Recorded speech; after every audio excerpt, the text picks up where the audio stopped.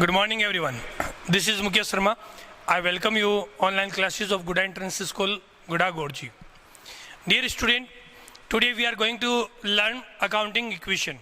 In accounting concept, I explain accounting concept is based on accounting equation, and accounting equation is A equal to L plus C. Assets equal to liabilities plus capital. A equal to L plus C. Assets equal to liabilities plus capital. In last class, I explained the golden rule of accounting, types of account, and gave general accepted accounting principle. At the time of journal entry of accounting, the first step is selection of the account. In transaction, we have to select the which type of account and nature of account. उसी चीज को अपन लोग यहाँ पे और better समझ सकते हैं. देखिएगा कैसे समझोगे. अकाउंटिंग इक्वेशन बताई A equal to L plus C. कुछ चैप्टर आप लोगों ने कंप्लीट कर दिए. थियोरेटिकल पोर्शन ये चैप्टर नंबर 6 है. न्यूमेरिकल पोर्शन यहीं से स्टार्ट हो रहा है आप लोगों का. आप लोगों को बुक के अंदर चैप्टर नंबर 6 ओपन करना है और उसके अकॉर्डिंग उसके अंदर इलिस्ट्रेशन या क्वेश्चन आप लोग देखोगे. तो पहले अपन लोग इसकी प्रैक्टिस करेंगे, उसके बाद आपको असाइनमेंट मिलेगा, तब क्लियर हो जाएगा कि आप लोगों को कौन सा इलिस्ट्रेशन कैसे करना है. सुनिएगा अच्छी से. इसके अंदर सबसे पहले अपन लोग सेलेक्ट समझे इसको, उससे पहले आप लोगों को कुछ टर्मिनोलॉजी समझनी है. टर्मिनोलॉजी वाला चैप्टर अपन लोगों ने यहाँ छोड़ रखा है. टर्मिनोलॉजी जैसे जैसे क्वेश्चन में आएगी वैसे वैसे मैं आपको एक्सप्लेन करूंगा. इस क्वेश्चन को समझने के लिए आपको सिर्फ मेजर 3 वर्ड समझने हैं: capital, debtors and creditors. Businessman business में कोई अमाउंट इन्वेस्टमेंट करता है तो उसे अपन लोग क्या बोलते हैं? कैपिटल बोलते हैं. उसे कैपिटल बोलेंगे. बिजनेसमैन ने बिजनेस में रुपए लगाया, कैपिटल वापस निकाल लिया तो उसे ड्रॉइंग्स बोलेंगे. वन टाइम निकाला है, परमानेंट विड्रॉ किया है तो उसे कैपिटल विड्रॉन बोलेंगे. सिंपल अभी इतना ही वर्ड है. कैपिटल का मतलब बिजनेसमैन ने जो अमाउंट इन्वेस्टमेंट की उसे क्या बोलेंगे? कैपिटल. डेटर्स की बात करते हैं. यदि कोई पर्सन की अपन बात करें जो अपन को इन फ्यूचर अमाउंट देगा उसे अपन लोग किस कैटेगरी में लेंगे? डेटर्स. जैसे गुड्स सोल्ड टू राम, अपन ने राम को गुड्स सेल कर दिया. अब राम इन फ्यूचर अपन लोगों को उस गुड्स के अमाउंट पे करेगा तो उसे अपन राम को क्या बोलेंगे? डेटर बोलेंगे. डेटर्स. बी साइलेंट होता है. क्रेडिटर्स की बात करते हैं. इन फ्यूचर जिसको अपन अमाउंट पे करेंगे उसे अपन क्या बोलेंगे? क्रेडिटर्स. जिसको फ्यूचर में अमाउंट पे करनी है उसे अपन लोग इस कैटेगरी में लेंगे, क्रेडिटर्स की कैटेगरी में. Number 1 capital. बिजनेसमैन इन्वेस्ट करेगा, वैल्यू को कैपिटल बोलेंगे. उस टाइम पर कैपिटल रिप्रेजेंट कर रहा है बिजनेसमैन को. रिप्रेजेंटेटिव पर्सनल अकाउंट जब टाइप्स बताए थे तब भी एक्सप्लेन किया था. डेटर्स जो इन फ्यूचर अपन को अमाउंट पे करेगा, डेटर बोलेंगे. क्रेडिटर्स जिसको अपन पे करेंगे, क्रेडिटर्स होगा. 3 टर्मिनोलॉजी मैंने आपको यहाँ पे बताई है, तीनों का मीनिंग बताया है. अब आगे देखिएगा, 2 पॉइंट और बता रहा हूँ. यदि अपन लोग कोई रियल अकाउंट के अकॉर्डिंग आप लोगों को लगे फर्नीचर परचेज तो आपको फर्नीचर लेना है. आप लोगों को अकाउंट दिया मशीनरी परचेज तो अकाउंट कौन सा होगा? मशीन होगा. लेकिन गुड्स परचेज दिया हुआ है तो आपको गुड्स लेने की बजाय सिर्फ परचेज लेना, क्योंकि परचेज किसको रिप्रेजेंट करेगा? गुड्स को. फर्नीचर सोल्ड तो फर्नीचर लोगे, मशीनरी सोल्ड तो मशीन लेना है. लेकिन गुड्स सोल्ड तो सिर्फ सेल्स लेना है, क्योंकि सोल्ड किसको रिप्रेजेंट कर रहा है? गुड्स को ही रिप्रेजेंट कर रहा है, इसलिए वहां पे सेल्स लेना है. ये 4 पॉइंट आप लोगों को बताया. 3 तो टर्मिनोलॉजी, एक परचेज और सेल्स से रिलेटेड जो कंसेप्ट बनेगा वो कंसेप्ट बताया है. फिर ये कंसेप्ट जो परचेज वाला है जब क्वेश्चन सोल्व करेंगे तब फिर दोबारा आप लोगों को एक्सप्लेन किया जाएगा. अभी अपन लोग इसमें आगे बात करते हैं कि अपन लोग कैसे सोल्व करेंगे. तो ये 3 बातें अपनी कंप्लीट हुई: capital, debtors and creditors. Business में आप लोगों को अपन लोग क्वेश्चन चैप्टर नंबर 6 के अंदर फर्स्ट क्वेश्चन करें, यहीं से न्यूमेरिकल पोर्शन स्टार्ट हो रहा है.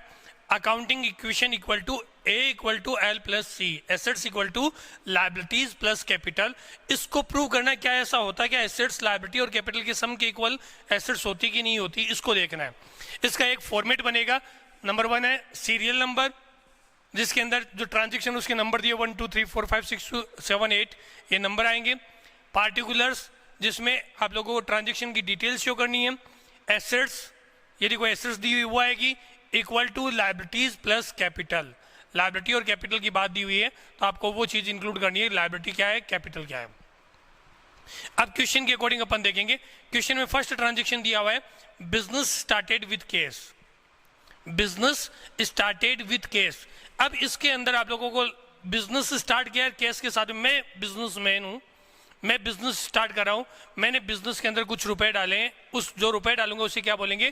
कैपिटल। बताया था अभी आप लोगों को, कैपिटल टर्मिनोलॉजी एक्सप्लेन की थी। इसका मतलब इसमें दो अकाउंट है, आप लोगों को वो दो अकाउंट सर्च करने हैं। नंबर 1 जो फर्स्ट अकाउंट बनेगा वो बनेगा केस का, और नंबर 2 अकाउंट इसमें हाइड है, बिजनेस स्टार्टेड नहीं लोगे इसको अपन। जो बिजनेस स्टार्ट किया इसका मतलब बिजनेसमैन ने रुपया लगाया है, उसको अपन लोग बोलेंगे कैपिटल। इसका मतलब दूसरा अकाउंट क्या हुआ? कैपिटल। नंबर 1 अकाउंट सेलेक्ट करना है। इस अकाउंटिंग इक्वेशन से अपन अकाउंट सेलेक्ट करना ही सीख रहे हैं। अकाउंटिंग इक्वेशन भी होगी, अपना चैप्टर नंबर 6 भी कंप्लीट होगा, और साथ साथ में अपन लोग ये भी सीख लेंगे कि अकाउंट कैसे सेलेक्ट करते हैं ट्रांजैक्शन में से। तो इसमें अकाउंट हुआ, एक तो केस का अकाउंट हुआ और दूसरा अकाउंट किसका हुआ? कैपिटल का अकाउंट हुआ। क्यों? क्योंकि बिजनेसमैन रुपया लगाया और बिजनेसमैन जो रुपया इन्वेस्टमेंट करता है उसे अपन लोग क्या बोलते हैं? Capital. Okay, business started with case, ये सबसे पहले अपन ने ये देखा। अब ये जो ट्रांजैक्शन आप लोगों ने देखा है वो ट्रांजैक्शन इनमें डिवाइड करना है, assets equal to liabilities plus capital. तो पहले इसका मीनिंग क्लियर होना चाहिए कि एसेट्स क्या है, लायबिलिटीज क्या है और कैपिटल क्या है। एसेट्स का मतलब जहां अपनी ओनरशिप शो हो रही है उसे अपन एसेट्स बोलेंगे। रियल अकाउंट के अंदर जो भी पॉइंट है उन सबको आप लोग, मैं ये नहीं कह रहा कि सारी की सारी अपनी एसेट्स है, रियल अकाउंट के जो भी पॉइंट है उन सबको आप एसेट्स ही मानकर चलोगे, क्योंकि मोस्टली वो सारी अपनी एसेट्स ही होती है। लायबिलिटीज की बात करते हैं, जिनको इन फ्यूचर अपन पे करेंगे, जो अपनी रिस्पॉन्सिबिलिटी है, जो अपना दायित्व बनता है कि अपन को इसका पेमेंट करना चाहिए, वो अपनी लायबिलिटी है। कैपिटल अभी बताया था आप लोगों को, बिजनेसमैन का जो राइट है, बिजनेसमैन का जो अमाउंट है उसे अपन लोग क्या बोलेंगे? कैपिटल बोलेंगे। कैपिटल के अंदर बिजनेसमैन का अमाउंट एंड प्रॉफिट और लॉस की बात करेंगे। ये सारी चीज कैपिटल का ही होता है, क्योंकि बिजनेस का प्रॉफिट किसका होता है? ओनर का, और जो प्रॉफिट है वो किस में ऐड होगा? कैपिटल में। क्योंकि ओनर का पैसा है, ओनर के पैसे को अपन क्या बोलेंगे? कैपिटल बोलेंगे। ये पॉइंट बताया। एसेट्स का मतलब जहां ओनरशिप शो हो रही है, लायबिलिटी का मतलब जिसको इन फ्यूचर पे करेंगे, और कैपिटल का मतलब ओनर की जो अमाउंट है उसे अपन कैपिटल बोलेंगे। समझ में आ गया? ओके, अब क्वेश्चन में कैसे सोल्व करना है? सबसे पहले फॉर्मेट बनाओगे एज इट इज, ऐसा का ऐसा, फिर नंबर, सीरियल नंबर में नंबर डालोगे। नंबर 1 है, ये number 1 business started with cash, ये ट्रांजैक्शन लिखा। यहां तक मैंने कुछ नहीं किया, क्वेश्चन में जो दिया वो एज इट इज पॉइंट लिखा, बिजनेस स्टार्टेड विथ कैश, ये लिखा। उसके बाद आपको देखना है कि कौन कौन से अपने ट्रांजैक्शन बन रहे हैं। इसके अंदर 2 अकाउंट बना, केस किस नेचर का है? रियल, और रियल को अपन क्या मानेंगे? एसेट्स मानेंगे। मैंने पहले कहा था टाइप समझ में नहीं आएगा और नेचर समझ में नहीं आएगा तो न्यूमेरिकल पोर्शन नहीं कर सकते, इसलिए अपन ने नेचर में देखा कि केस क्या है? रियल, और रियल किसका पार्ट होता है? एसेट्स का। इसमें 2 अकाउंट बने, एक तो बना केस का और दूसरा कैपिटल का। तो कैपिटल का तो फॉर्मेट अपने पास में बना हुआ है, बट केस किसका टाइप हुआ? केस जो टाइप है वो किसका? एसेट्स का। तो सबसे पहले यहाँ पर एसेट्स के अंदर आप लोग एक फॉर्मेट बनाओगे जहां लिखोगे केस। ये मैंने यहाँ फॉर्मेट बनाया और फॉर्मेट में यहाँ लिखा है केस, और यहीं से आप लोग क्या करोगे? अलग से कॉलम बना लोगे डॉटेड लाइन में, जिससे अपन लोगों को क्लियर हो कि केस कौन कौन सा पॉइंट केस का चल रहा है, वो पॉइंट अपन इसमें एज इट इज लिखते हुए चलेंगे ताकि अपन लोगों को बाद में प्रॉब्लम नहीं आए। इसलिए ये केस का फॉर्मेट बनाया, कैपिटल का बना हुआ है। Business started with cash, amount दी हुई 2 लाख रुपीज, तो उसको अपन लोग यहाँ शो करेंगे। केस में बिजनेस में आया है इसलिए केस 2 लाख रुपए अपन ने यहाँ पे लिखा, और कैपिटल के अंदर आप लोग 2 लाख रुपए यहाँ पे लिखोगे, क्योंकि 2 अकाउंट थे, दोनों अकाउंट के अंदर अपन ने एंट्री कर दी इसकी, इसलिए कैपिटल को 2 लाख रुपए को यहाँ शो करना है। फर्स्ट ट्रांजेक्शन अपना कंप्लीट हुआ। फिर रिपीट करता हूँ, ट्रांजेक्शन देखना है, अकाउंट सेलेक्ट करने हैं, अकाउंट में देखना है कि कौन सा एसेट्स है, लायबिलिटी है, कैपिटल है। एसेट्स है वहाँ पे आप लोगों को ओनरशिप शो होगी। एसेट्स है वो रियल नेचर का होता है, कैश रियल नेचर का है, इसलिए एसेट्स के अंदर अपन ने एक कॉलम बनाया कैश का और उसको यहाँ पे शो किया। कैपिटल का अलग से कॉलम दिया था, इसलिए कैपिटल को अपन लोगों ने यहाँ पर शो कर दिया। वापस क्वेश्चन की तरफ देखते हैं, क्वेश्चन में क्या दिया हुआ। नेक्स्ट ट्रांजेक्शन, नेक्स्ट दिया फर्नीचर परचेज।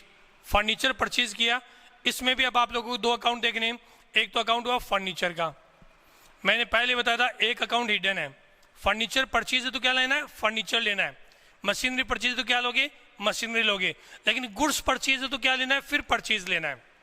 अपन लोगों ने यहाँ पे देखा फर्नीचर परचेज किया तो एक तो अकाउंट हुआ फर्नीचर का, और दूसरा अकाउंट किसका होगा, यहाँ नहीं दिया, फर्नीचर परचेज किया तो ऑटोमेटिकली केस गया होगा, तो दूसरा अकाउंट बना अपना केस का। ये हिडन होते हैं, इनको देखना होता है आप लोगों को। लिखा हो सकता है क्वेश्चन में फर्नीचर परचेज फॉर केस, तो एक तो फर्नीचर हुआ, दूसरा केस हुआ। नहीं भी दिया तो दूसरा, इसका मतलब केस गया तभी तो फर्नीचर आया, तो इसका मतलब फर्नीचर का हुआ और दूसरा किसका हुआ, केस का। ये दो अकाउंट हुए। अब इन दोनों अकाउंट के अकॉर्डिंग देखते हैं, फर्नीचर किस नेचर का है, रियल नेचर का, और रियल नेचर किस में आता है, एसेट्स में। केस किस नेचर का है, रियल नेचर का, और रियल भी क्या होता है, एसेट्स होता है। मतलब दोनों किसके पार्ट हुए, एसेट्स के पार्ट हुए।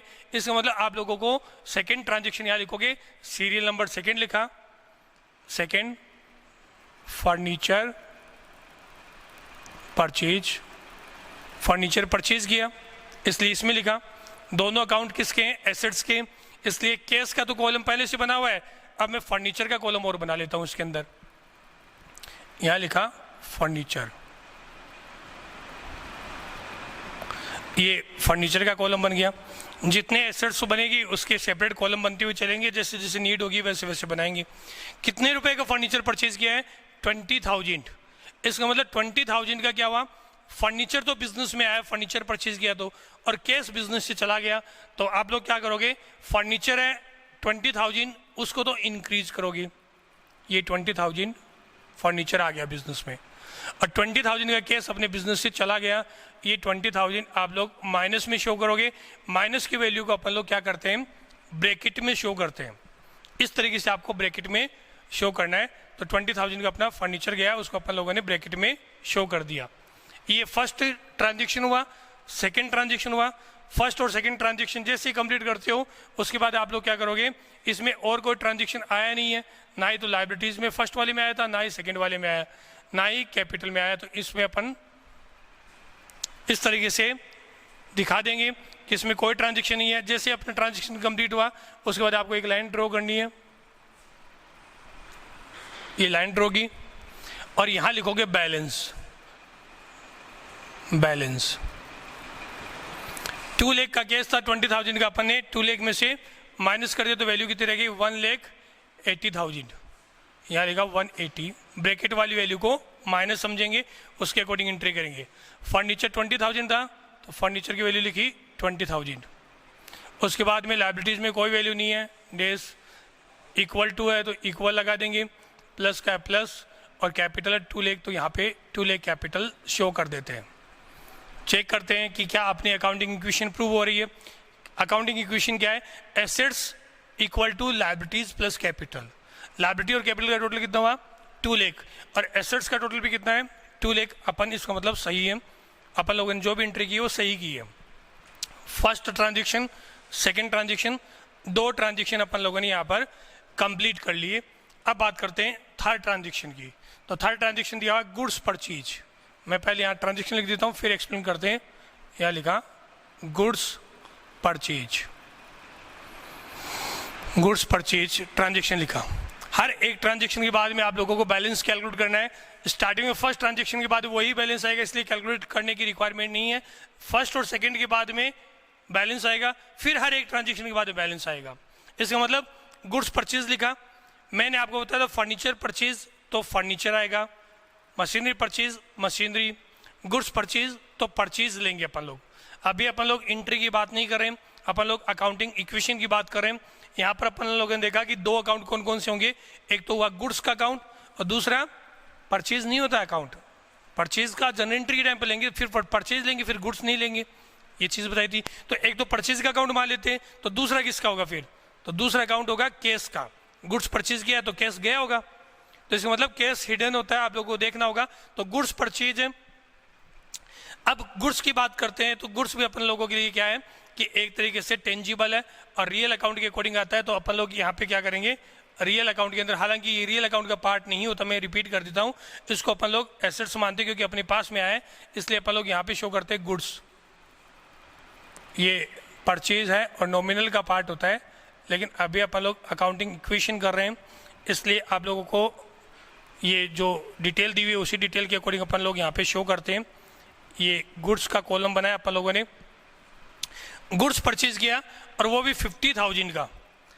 तो एक अकाउंट तो क्या हुआ गुड्स का और दूसरा किसका हुआ कैश का। कैश तो बिजनेस से 50,000 चला गया और 50,000 का गुड्स बिजनेस में आया है, उसकी एंट्री करते तो 50,000 तो अपन लोगों ने कैश को माइनस कर देते हैं।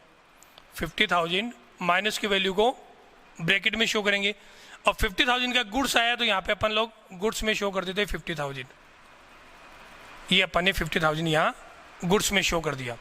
और कोई ट्रांजेक्शन इसमें आया नहीं, ना ही तो फर्नीचर से रिलेटेड आया, ना ही लायबिलिटी से रिलेटेड और ना ही कैपिटल से रिलेटेड। तो मतलब जो ट्रांजेक्शन थे वो ट्रांजेक्शन लिखा। मैंने अभी आपको बताया था कि हर एक इवेंट के बाद बैलेंस कैलकुलेट करना है, तो यहाँ पर अपन बैलेंस की बात करते हैं। ये देखिएगा बैलेंस, बैलेंस में दिया हुआ है 180 में से 50 माइनस किया 1,30,000 बैलेंस रह गया। अभी कैश कितना है 130, फर्नीचर में कोई चेंज नहीं है, furniture as it is 20,000, goods में कोई जो आप लोगों ने रिसीव किया 50,000 वो लिख देते हैं, इक्वल लायबिलिटी में कोई वैल्यू नहीं 0 या डैश लिख दो, एक ही बात है, या डैश कर देता हूँ मैं, प्लस कैपिटल में कोई चेंज नहीं है 2 लाख तो एज इट इज 2 लाख लिख देता हूँ। चेक करते accounting equation, assets equal to liabilities plus capital. Liability और कैपिटल का टोटल कितना है 2 लाख और एसेट्स का टोटल कितना हुआ 130 प्लस 20 50 प्लस 50, इसका भी टोटल 2 लाख रुपीज़ हो रहा है। मतलब अपना एसेट्स और ये अकाउंटिंग इक्वेशन है वो प्रूव हो रही है। थर्ड ट्रांजेक्शन की बात करते हैं, फोर्थ ट्रांजेक्शन की। फोर्थ ट्रांजेक्शन है गुड्स परचेज फ्रॉम अमन। क्या लिखा गुड्स परचेज फ्रॉम अमन।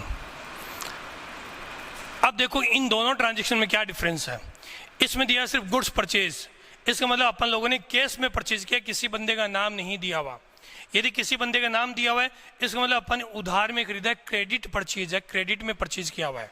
अब इसके अकॉर्डिंग अपन लोग इसमें एंट्री करते हैं गुड्स परचेज फ्रॉम अमन, अमन से परचेज किया है। देखिएगा फर्स्ट अकाउंट तो इसमें क्या बना गुड्स का, और गुड्स का अपन लोगों ने ऑलरेडी अकाउंट बना रखा है।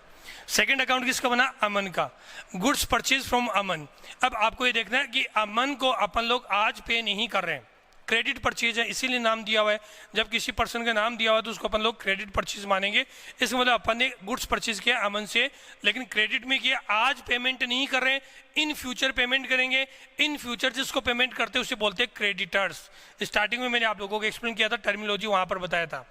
और इन फ्यूचर जिसको पे करेंगे उसी को अपन लोग क्या बोलते हैं लायबिलिटीज में इंक्लूड करते हैं। ये अपनी लायबिलिटी है, उसको अपन लोग पे करें तो ये अपनी क्या होगी लायबिलिटी होगी, अमन अपनी लायबिलिटीज के अंदर इंक्लूड करेंगे। ट्रांजेक्शन के अकॉर्डिंग अमाउंट दी हुई है गुड्स परचेज फ्रॉम अमन 40,000, तो 40,000 का आपके पास में गुड्स आया, गुड्स में पहले 50 था अब 40 का और आ गया, तो यहाँ 40,000 अपन लोग प्लस में कर देते हैं। और अमन को अपन लोग पे करेंगे, पहले अपनी कोई लायबिलिटी नहीं थी, 0 थी, डैश लिख रखा है।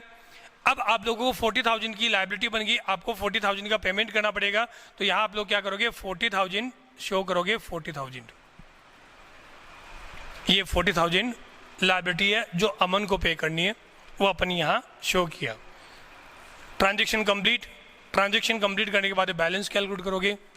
मैंने बताया था आप लोगों को हर एक ट्रांजेक्शन के बाद में बैलेंस कैलकुलेट करना है। Balance cash as it is है 130, इस बार कैश में कोई चेंज नहीं था। 20,000 का फर्नीचर है, ये फर्नीचर लिखा। 50 पहले का गुड्स था, 40 और आ गया तो 90,000 का गुड्स हो गया अपने पास में, इक्वल 40,000 की लायबिलिटी बनी, वो लायबिलिटी आ गई, प्लस 2 लाख रुपीज़ अपनी कैपिटल वो आ गई। लायबिलिटी और कैपिटल का टोटल कितना हुआ 2,40,000। और इधर चेक करते हैं इसका टोटल भी कितना है 130 प्लस 20 150, 150 प्लस 90 240, इसका टोटल भी उतना ही आ रहा है। मतलब अपनी अकाउंटिंग इक्वेशन प्रूव हो रही है। फोर्थ ट्रांजेक्शन के बाद में फिफ्थ है goods sold, cost price 10,000 and sales price है 12,000।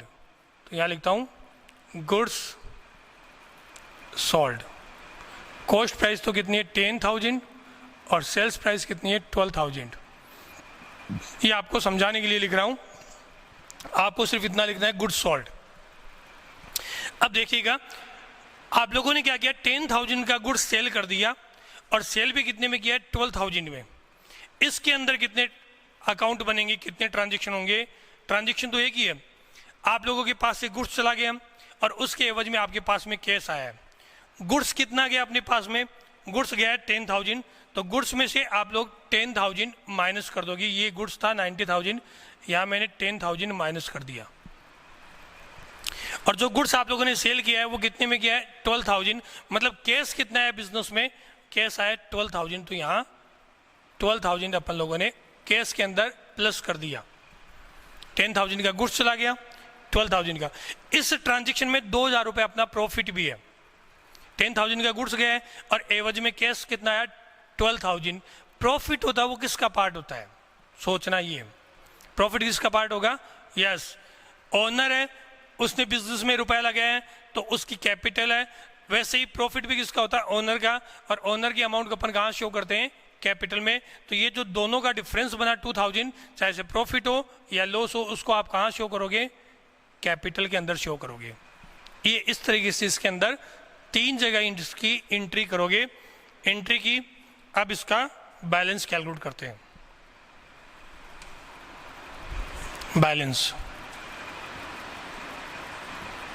बैलेंस में देखिएगा 130 था, 12,000 का आप लोगों ने कैश रिसीव किया, तो टोटल कैश हो गया 1,42,000। फर्नीचर में कोई चेंज नहीं है, 20,000 एज इट इज लिख देते हैं। 90 था, 10 माइनस कर दिया स्टॉक में से यानी गुड्स में से, तो 80,000 का अपने पास में गुड्स रह गया। लाइबिलिटी में कोई चेंज नहीं आया, तो 40,000 एज इट इज अपनी लाइबिलिटी है वो शो कर देते हैं। प्लस है, एज इट इज प्लस आएगा। 2 लाख थी, प्रॉफिट हुआ 2,02,000 हो गया। अब चेक करते हैं, 2,02,000 प्लस 40,000 कितना हुआ, 2,42,000। और यहाँ चेक करते हैं 142 प्लस 20 162, 162 प्लस 80 242, दोनों का बैलेंस इक्वल है। अकाउंटिंग इक्वेशन प्रूव हो रही है। Question number transaction number 5 complete हुआ। 6 भी ऐसा ही है, गुड्स सोल्ड टू दीपक।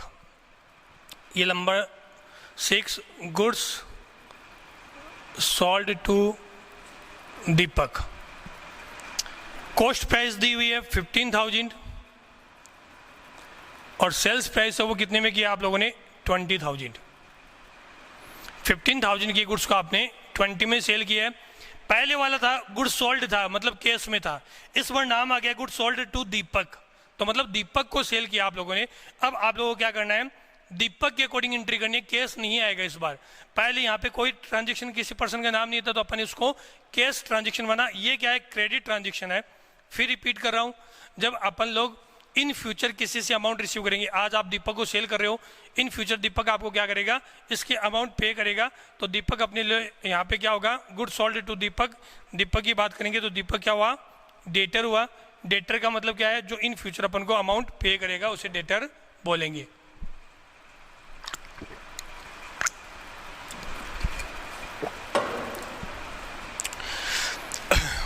अब देखिएगा, good sold to Deepak, cost price 15 और 20,000। गुड्स कितना गया, 15,000 का आप लोगों के पास से गुड्स चला गया।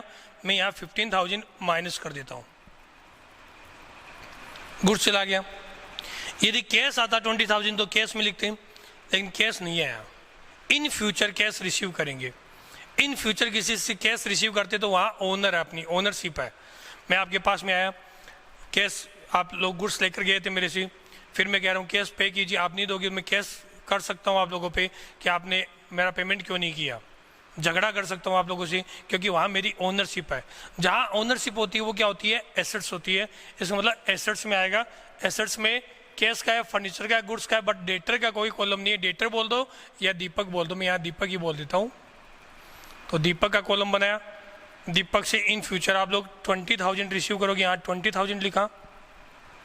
15,000 का गुड्स 20 में सेल किया, मतलब 5,000 आपका क्या है, प्रॉफिट। और प्रॉफिट कहाँ आता है, कैपिटल के अंदर, क्योंकि ओनरशिप का पार्ट है। ओनर का जो वैल्यू होती है उसको अपन लोग कैपिटल में शो करते हैं। ये अपना ट्रांजैक्शन कंप्लीट हुआ। यहाँ लिख देते हैं 1,42,000।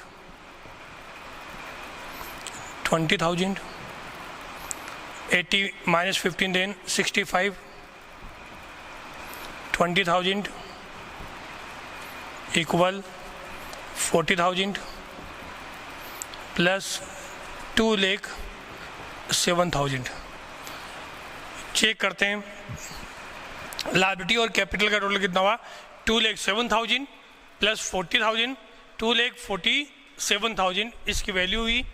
उसके बाद एसेट्स की बात करते हैं, तो एसेट्स के अंदर आप लोगों का 1,42,000 प्लस 20 162 और 162 प्लस 20 182, 182 प्लस 65 करोगे तो ये भी कितना होगा, 2,47,000 अपनी वैल्यू होगी। इसका मतलब अपन लोगों ने जो वैल्यू शो करनी है वो कंप्लीट वैल्यू यहाँ पर शो की है और उसी के अकॉर्डिंग अपन लोग यहाँ पर एंट्री करेंगे। अब नेक्स्ट ट्रांजेक्शन है वो क्या है, रेंट पेड, मतलब रेंट पे करने की एंट्री करोगे आप लोग। यहाँ दिया हुआ है रेंट पेड, ट्रांजेक्शन लिख देते हैं 7 number, rent paid, rent paid. किसी भी पर्सन को यदि अपन रेंट पे करते हैं तो दो अकाउंट हुए। सबसे पहले ये देखिएगा कि रियल अकाउंट किस नेचर का होता है, एसेट्स में लेते हैं रियल अकाउंट को। नॉमिनल अकाउंट जो होता है अपना वो किसका पार्ट होता है, कैपिटल, क्योंकि नॉमिनल में क्या आता है, expenses, losses and income and gain. तो इसकी बात करते हैं तो एक्सपेंसेस, प्रॉफिट और लॉस, इनकम और गेन की बात करें, लॉस की बात करें, वो किसका है, बिजनेस के ओनर का होता है। तो बिजनेस के ओनर को अपन कहाँ शो करते हैं, कैपिटल में शो करते हैं, इसलिए कैपिटल में आएगा। ओके, देखिएगा रेंट पेड, इसमें दो अकाउंट हुए, एक तो रेंट का और दूसरा अकाउंट पेड नहीं होता है, दूसरा किसका होगा, केस का, गुड। तो इसका मतलब एक तो रेंट का हुआ, दूसरा केस का हुआ। अब रेंट पे किया है तो आप लोगों के लिए रेंट पेमेंट करना अपने लिए क्या हुआ, एक्सपेंसेस हुआ। एक्सपेंसेस है तो कहाँ माइनस करोगे, कैपिटल में से माइनस करोगे। रेंट पेड की अमाउंट दी हुई 5,000, तो 5,000 एक तो केस में से माइनस कर देता हूँ ब्रैकेट में, और दूसरा कैपिटल में से माइनस कर देता हूँ ब्रैकेट के अंदर, इसी को भी। दोनों अमाउंट किस में आएगी, ब्रैकेट में आएगी। वैल्यू अपनी कंप्लीट हुई, ट्रांजैक्शन कंप्लीट हुआ, तो इसका बैलेंस कैलकुलेट करते हैं। यहाँ लिखा बैलेंस,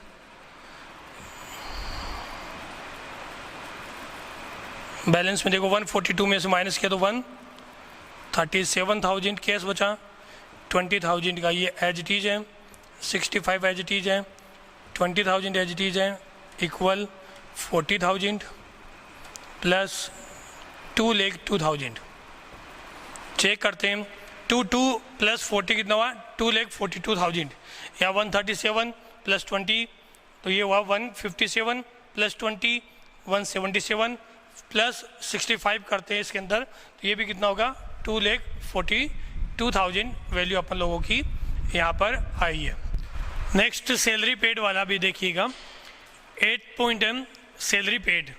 सैलरी पेड 1,000 रुपीज़, जिस तरीके से रेंट पेड किया था अभी आप लोगों ने देखा था, वैसे सैलरी पेड का करेंगे। रेंट पे किया, नॉमिनल नेचर था, एक रेंट का अकाउंट था और दूसरा कैश का अकाउंट था। वैसे सैलरी पेड में क्या होगा, एक सैलरी का अकाउंट का और दूसरा कैश का। तो वहाँ पर अपन लोगों ने सैलरी है, कैश पेमेंट किया तो 1,000 रुपीज़ कैश में से माइनस कर दिया, और 1,000 रुपीज़ जो सैलरी है अपना नॉमिनल नेचर है और नॉमिनल अकाउंट को अपन कैपिटल में माइनस करते हैं, तो वो अपन ने कैपिटल में से माइनस कर दिया। अब इसका भी बैलेंस कैलकुलेट करते हैं। इसका बैलेंस देखिए 137 माइनस 1,000 एंड 136, बाकी सब एज इट इज है, 2,02,000 माइनस 1,000 एंड 2,01,000। अब टोटल चेक करते हैं, 40 प्लस 2,01,000 कितना हुआ, 2,41,000 रुपीज़, ये अपनी वैल्यू हुई यहाँ पे 2,41,000। और इसका टोटल भी यदि अपन चेक करेंगे तो ये भी कितना है, 2,41,000। ये लास्ट का टोटल लिखने की जरूरत नहीं, बस यहाँ पर अपना क्वेश्चन कंप्लीट हो गया। अब करना कैसे, जहाँ जहाँ पर मैंने रेड पेन यूज किया वहाँ पर आप लोग पेंसिल यूज करोगे, और जहाँ पर मैंने ब्लैक पेन यूज किया वहाँ पे आप लोग अपना ब्लू पेन यूज करोगे। इस तरीके से क्वेश्चन करोगे। मैं आप लोगों को एक लास्ट में पॉइंट बता देता हूँ, ये जो क्वेश्चन मैंने किया है इसी क्वेश्चन को आप दोबारा अपने आप पे, अपने सेल्फ लेवल पे सॉल्व करोगे, ताकि अपन लोग चेक कर सके कि क्वेश्चन में एंट्री कैसे करनी चाहिए और क्वेश्चन कैसे अपन लोग सोल्व कर सकते हैं। ये आप लोगों को सेल्फ करना है। दोबारा से इसी क्वेश्चन को करोगे, प्रैक्टिस हो पाए, अच्छे से सीख पाओ आप लोगों को क्वेश्चन कैसे करना चाहिए, कैसे नहीं करना चाहिए। बस आज के लिए इतना ही होगा। मैं आपको बता देता हूँ, प्रैक्टिस जितनी होगी कमांड उतनी ही अधिक बनेगी आप लोगों की। अकाउंटिंग इक्वेशन चैप्टर नंबर 6 अपना स्टार्ट हुआ है प्रैक्टिकल पोर्शन। आप लोगों को अभी इसी क्वेश्चन की प्रैक्टिस करनी है जो क्वेश्चन आप लोगों को दिया है। असाइनमेंट में भी यही क्वेश्चन मिलेगा। Thank you, have a nice day बेटा।